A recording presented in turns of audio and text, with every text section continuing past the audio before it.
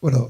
On vous a présenté donc ce petit film là qui bon, est un peu long, mais il est nécessaire de voir ce genre de film pour comprendre plein de choses et surtout la mauvaise foi de Monsieur le Président du Bois de l'Aumône qui aujourd'hui, après avoir combattu ceux qui s'opposaient à l'incinérateur, aujourd'hui, eh ben, il met la faute de l'augmentation du prix de la collecte sur l'incinérateur.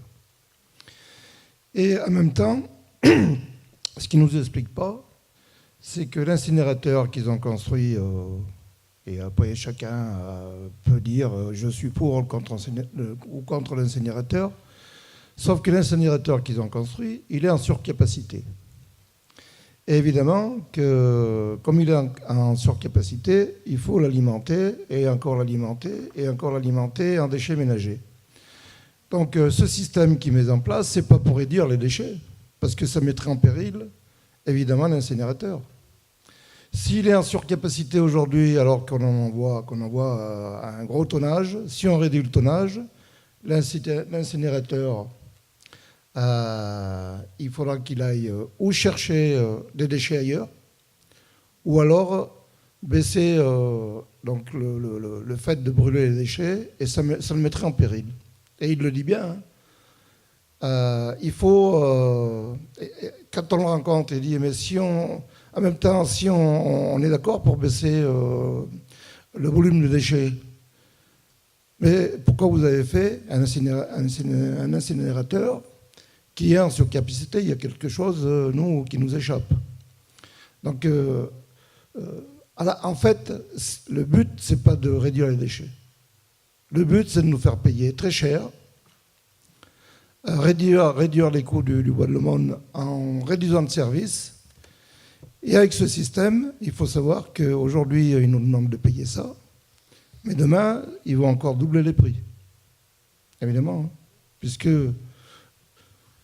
d'une façon ou d'une autre, l'incinérateur, lui, il va falloir non seulement l'amortir, mais comme il est géré par un privé, il va falloir que lui, il gagne des sous.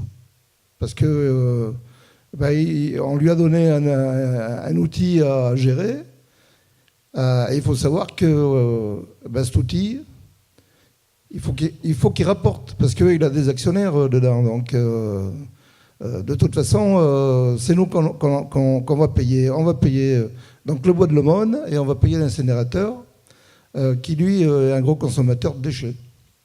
Donc, ce qu'il nous raconte par rapport à la réduction des déchets, c'est du pipeau. Bon, après, vous avez vu que, évidemment, nous, notre comité, il est en pointe, et quand on rencontre les usagers, on dit qu'évidemment, il faut réduire les déchets, il faut trier, mais on dit aussi qu'il faut faire payer donc, les industriels qui produisent les déchets. Et eux, ils ne payent pas. Ils produisent des déchets, et après, nous, on nous dit, vous produisez trop de déchets, donc on vous fait payer, on ne fait pas payer les industriels. Alors que c'est là qu'il faudrait s'attaquer, c'est à la réduction, à la source de la fabrication des déchets. Et l'ADEME, qui est en charge, elle, évidemment, de faire réduire les déchets, elle ne s'attaque pas non plus à faire payer les industriels qui font du déchet. Et vous l'avez entendu, le monsieur de l'ADEME, là, il le dit très clairement, hein, que les producteurs des déchets, c'est les usagers. Et à aucun moment, il met en cause les entrepreneurs, enfin les industriels des fabricants de déchets. Voilà.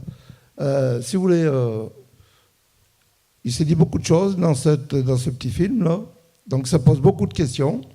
Et puis vous avez aussi sûrement des questions de comment vous allez payer quand ils vont mettre ça en place. Parce que normalement, ça aurait dû se mettre en place là, cette année. Et du fait qu'on a monté cette association, on les a fait reculer. Alors, on les a fait reculer sur la mise en place de la redevance.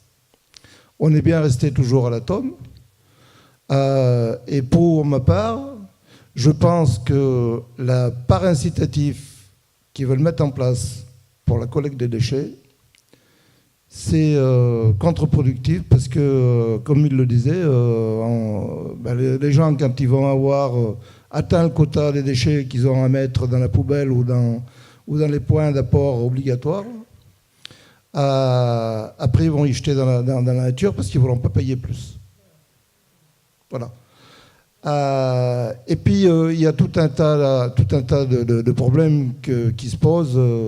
Je pense aux personnes âgées, je pense aussi à ceux qui n'ont pas beaucoup de moyens.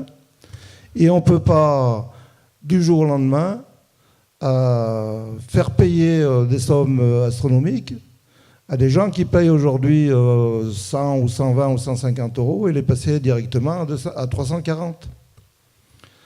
Et puis en même temps, non seulement c'est aberrant, mais en plus, au lieu d'avoir une collecte porte-à-porte toutes les semaines, ça sera toutes les 3 semaines. Et puis, voilà, ceux qui ont, par exemple, à la campagne, le moyen de mettre leurs poubelles en dehors de leur habitation, parce qu'au bout de 3 semaines, je vous dis rien.